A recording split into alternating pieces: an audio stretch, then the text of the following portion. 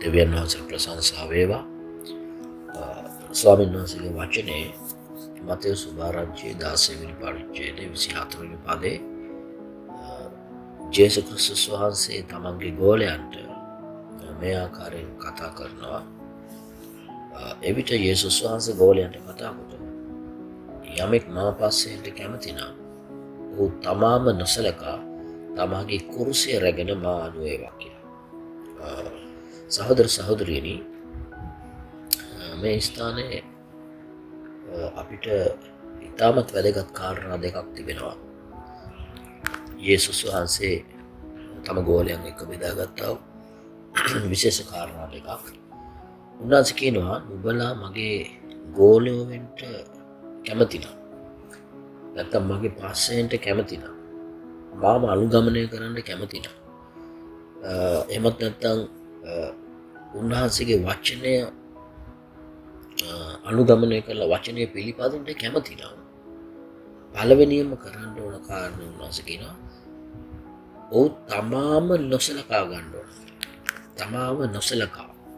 පළවෙනි පොයින්ට් එක තමයි අපි ක්‍රිස්තුස් වහන්සේව අනුගමනය කරනවා නම් උන්වහන්සේගේ පිටුපස්සේ යනවා නම් උන්වහන්සේගේ පිටුපස්ස අපි ගමන් කරනවා නම් උන්වහන්සේගේ ආඥා තුළ අපි ගමන් කරන්න නැත්නම් කිතුණෙක් හැටියට අපි ජීවත් වෙන්න අවශ්‍ය නම් මේ පොළොව තුළ කැමති නම් පළවෙනියම තමාව අතාරින්න තියෙනවා. තමාව නොසලකා හරිනවා කියන්නේ තමාව අතාරින්න. මොකද්ද? තමකම අතාරින්න අවශ්‍යයි. ඔබ ක්‍රිස්තුස් වහන්සේ සමග උන්වහන්සේගේ ගෝලයෙක් වෙන්න කැමති නම්, උන්වහන්සේව අනුගමනය කරන්න කැමති නම්, උන්වහන්සේගේ ආඥා පිළිපදින්න කැමති නම්, උන්වහන්සේව අදාහගන්න කැමති නම්, උන්වහන්සේව දෙවියන් වහන්සේ හැටියට ඔබ සලකා ඔබගේ ආත්මේ ස්වාමීන් වහන්සේ හැටියට, ගැලුම්කාරය හැටියට ඔබ ජීවත් වෙන්න කැමති නම් කිතුණුවෙක් වෙන්න පුළුවන්. ඔබ උන්වහන්සේව අනුගමනය කරන ඇදහිලිවන්තෙක් වෙන්න පුළුවන්, නායකයෙක් වෙන්න පුළුවන්, කවුරු වෙන්න පුළුවන්. පළවෙනියම තමාව අතාරින්න ඕනේ. තමාව අතාරිනවා කියන්නේ උන්වහන්සේ පැහැදිලිව කියනවා තමන්ට ප්‍රේම කරන්න, තමකමට ආදරය කරන්නට ඒක කරන්න අමාරුයි. ඒ නිසා පළවෙනි දේ ඔබ අතාරින්න ඕන. නැත්නම් ඔබේ තමකම, ඔබේ කැමැත්ත ඔබ අතාරින්න ඕන. මොකද අපේ කැමැත්ත කරලා අපිට අපේ මාවත්වල ගමන් කරලා අපිට ඕන දේ කරලා අපිට ඕන ලෞකික කාරණාවල් පිටිපස්සේ ගිහිල්ලා මේ ලෝකේ තිබෙන ලෞකික දේවල් පිටිපස්සේ ගිහිල්ලා අපිට බෑ ජේසුස් වහන්සේ තුල ගමන් කරන්න. ඒකට හේතුව තමකම අතාරින්න ඕන. තමන්ගේ කැමැත්ත, තමන් හිතන දේවල්, තමන්ගේ අකීකරුකම, තමන්ගේ අයහපත් ගති පැවතු, ඒ වගේම තමන්ගේ කියන කාරණා තමා තුළ තමන්ට ඕන දේ කරමින් තමන්ට ඕන විදිහට ජීවත් වෙන කෙනාට බෑ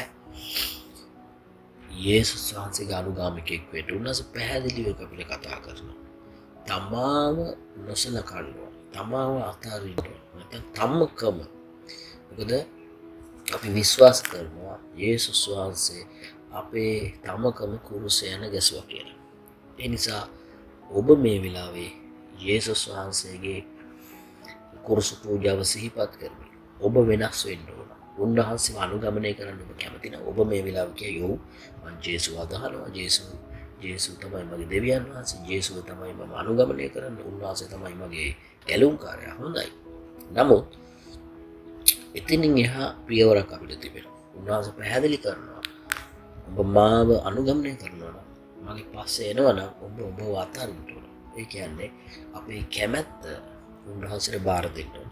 අපේ කැමැත්තෙන් කරන දේවල් අපි කැමති විදිහට අපේම මාවත් වෙලා අපි ගමන් කරනවා නම්, පාපිෂ්ඨ ක්‍රියාවල් අපි කරනවා නම්, අපිට ඕන දේ අපි කරනවා නම්, අපිට ඕන විදිහට ජීවත් වෙනවා නම් මේ පොළොවේ ඕන පාපයක් කරලා ඕන විදිහට තමන්ගේ පංචේන්ද්‍රයන් හසුරුවලා තමන්ට ඕන විදිහට සැපසෙල්ල මේ ජීවත් වෙන්න ආස කරනවා නම් ඒ අයට බෑ ජේසුස් වහන්සේගේ අනුගාමිකයෙක් වෙන්න.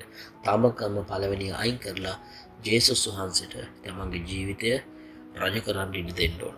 උන්වහන්සේට තමන්ගේ හදවත බාර කරන්න ඕන. අන්න ඒ කෙනාට තමයි උන්වහන්සේගේ ගෝලෙක් වෙන්න පුළුවන්. දෙවෙනි කාරණේ උන්වහන්සේ කිව්වා ඊට පස්සේ තමාගේ කුරුසය රැගෙන මානු වෙන්න ඕන කියලා. තමන් කැමැත්ත අතහැරලා තමන් නොසලකලා තමන්ගේ කුරුසය රැගෙන. මොකද්ද මේ කුරුසය? ඔබ දන්නවා රෝම අධිරාජ්‍යය තුල වරදකරුවෙකුට තිබුණු දඬුවම තමයි කුරුසපත් කිරීම. ඒතර වරදකරුවෙක්ව ඊටමත් භයානක වරදකරුවෙක් තිබුණු දඬුවම තමයි කුරුසපත් කිරීම. එතකොට මෙන්න මේ කුරුසපත් කිරීම උන්වහන්සේ කියනවා තමන්ව අතහැරලා කුරුසය රැගෙන එන්න ඕන කියලා. ඒතර කුරුසය කියන්නේ ඊටමත් අමාරු දෙයක්. දඬුවමට ලක් කර වරදකාරයව දඬුවමට ලක් කරන්නේ කුරුසය යන ගාලා. එතකොට මේ දඬුවමට ලක් කරන කෙනා දඬුවමට ලක් දඬුවමට ලක් වෙන්නව කෙනා කුරුසයේ කරේ තියාගෙන තමයි ගමන් කරන්න ඕනේ. කුරුසයේ කරේ තියාගෙන තමයි වීදිවල ගමන් කරන්න ඕනේ. එතකොට ඒ කුරුසයේ කරේ තියාගෙන ගිහිල්ලා අවසානට එන ගහනවා. මේක තමයි දඬුවම. වරදකාරයට තිබුණු දඬුවම. ඒක උන්වහන්සේ මේ කුරුසය දරාගත්තා. උන්වහන්සේ කුරුසය දරාගෙන තමයි කල්වරි කන්දට එහෙම නැත්නම් ගොල්ගොතා කන්දේ ගිහිල්ලා උන්වහන්සේ එන ගැසුවේ. ඒ නිසා උන්වහන්සේ කිව්වා අන්න ඒ වගේ තමයි තමා කුරුසය රැගෙන මම අනු වෙන කෙනා තමා අතහැරලා මෙන්න මේ කුරුසය අරන් ඉන්නවා. ඒක වරදකාරයෙක් වගේ මරන්න ගෙන යනවා. දඬුවමට ලක් කරනවා වරදකාරයෙක් වගේ තමන් ගමන් කරනවා. මොකක්ද ඒතර මේකේ තේරුම? දරා ගන්න ඕන. හරිද? කුරුසපත් වෙන්න අවසානයේ මොනවද කරන්නේ? මේ කුරුසේ දරාගෙන යන කෙනාම කුරුසෙත් තියලා යන ගහනවා. එතකොට මේ කිතුණු ජීවිතෙත් එහෙමයි. ඊටමත් අමාරුකමයි. ඊටමත් වේදනාවෙන් ඊටමත් කැපකිරීමක් කරලා තමයි ජය ගන්න දෙන්නේ. මේක කිසිසේත් බෑ. ලේසියෙන් ජය ගන්න බෑ. මේක ඊටමත් අමාරුයි. කුරුසෙන් දරාගෙන යනවා වගේ තමයි. එතකොට අපි දෙවියන් වහන්සේගේ ඉදිරියේ අපිට බොහෝ කුරුස තියෙනවා. සමහරු කියනවා මට මෙයාව කුරුසයක් වෙනවා, මෙයාව කුරුසයක් වෙනවා. නැත්නම් මගේ බාහිරව කුරුසයව දරුවන්ව නෑදෑයන්ව මට කුරුසයක් වගේ. හැබැයි ප්‍රේමාන්තේනි කුරුසය කියන්නේ මොකද්ද? දරා ගැනීම යමක්. කුරුසය දරාගත්ත උන්වහන්සේ. හැබැයි එකක් ඒ දඬුවමට ලක් කරන්න භාවිතා කරේ කුරුසය. ඒක කුරුසය තියලා තමයි මනුෂ්‍යයන් ගැන ගැසුවේ. ඒ කාලේ අපි දන්නවා ජේසුස් වහන්සේ එක්ක තවත් දෙදෙනෙකු යන ගැසුවා. උන්වත් කුරුසේ තමයි යන ගැසුවේ. එතකොට රෝම අධිරාජ්‍යයෙන් දුන්න දඬුවම තමයි වර්ධකාරයට කුරුසේ. එතකොට මේ ආකාරයෙන් අපේ ජීවිතවල අපිට අමාරු මාර්ගයක් තිබෙනවා. මේ පොළවේ අපේ ක්‍රිස්තුස් වහන්සේව අනුගමනය කරන හැටියට මේ අමාරු මාර්ගය තුල අපිට ගමන් කරන්න තියෙනවා. අමාරුයි ඒක. කිතුණු කැඩීම මේ පොළවේ ජීවත් වෙනවා කියන්නේ ලේසි පාසු දෙයක් නෙවෙයි. ලෝක කැපකිරීමක්. පාපය අතහැරලා මේ ලෝකේ ප්‍රතික්ෂේප කරලා අපිට උන්වහන්සේව අනුගමනය කරන්න වෙනවා. ලෝකේ ප්‍රතික්ෂේප කරනවා කියන්නේ පාපය. පාපය ප්‍රතික්ෂේප කරලා උන්වහන්සේගේ වචනයට අවනති නැති දේවල් බොහෝ තිබෙනවා. ඒවා ප්‍රතික්ෂේප කරලා අපි ඉදිරියට ගමන් කරන්න තිබෙනවා. එතකොට කුරුසේ දරාගෙන යනවා වගේ තමයි ඒක. අමාරුයි. හැබැයි අවසානයේ කුරුසේ ක්‍රිස්තුස් වහන්සේ කුරුසේ ඇන ගැසුවා. උන්වහන්සේ ඇන ගැසුවා. කුරුසේ මැරුණා. හැබැයි දවස් 3කට පස්සේ උන්වහන්සේ ජීවමානව නැවත නැගිට්ටා. ඒ නිසා ඔබේ ජීවිතේ ඔබ මේ කුරුසේ දරාගෙන ගියා කියලා මේ අමාරු මාර්ගය තුල නැත්තම් මේ ක්‍රිස්තුස් වහන්සේගේ අනුගාමිකයෙක් හැටියට ඔබ ජීවත් වෙන මේ කාල පරිච්ඡේදය තුළ මේ පොළවේ ඒකේ අවසානය ඇවිල්ලා අපි දරා ගැනීම අවසානය තමයි අපි ජීවනයට පැමිණීම.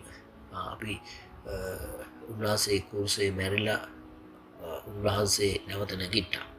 ඒ ආකාරයෙන්ම උන්වහන්සේ ජීවනයට පැමුණා වගේ අපේ ජීවිතවල අපිත් අවසාන බලාපොරොත්තුව අපි ජීවනයට පැමිණෙනවා.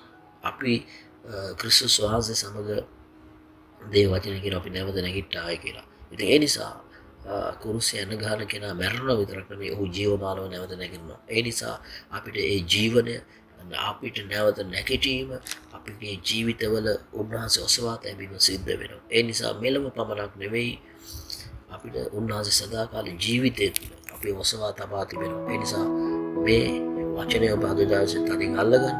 දෙවියන් වහන්සේ ඔබට ආශිර්වාද කරන සේක්වා. තමන්ව අතාරින්න තමන්ගේ කැමැත්ත අතහැරලා කුරුසේ දරාගෙන මේ උන්වහන්සේගේ ගෝලයෙක් වීම අරමුණ අතාරින්න එපා. ඒක දරාගෙන මේ පොළොව අවසානයේ තෙක් ඔබ ඒ තුල ඉදිරියට ගමන් කරන්න. ඉතින් ස්වාමීන් වහන්සේ මේ වචනයෙන් ඔබට ආශිර්වාද කරන සේක්වා. යේසු පිටයි.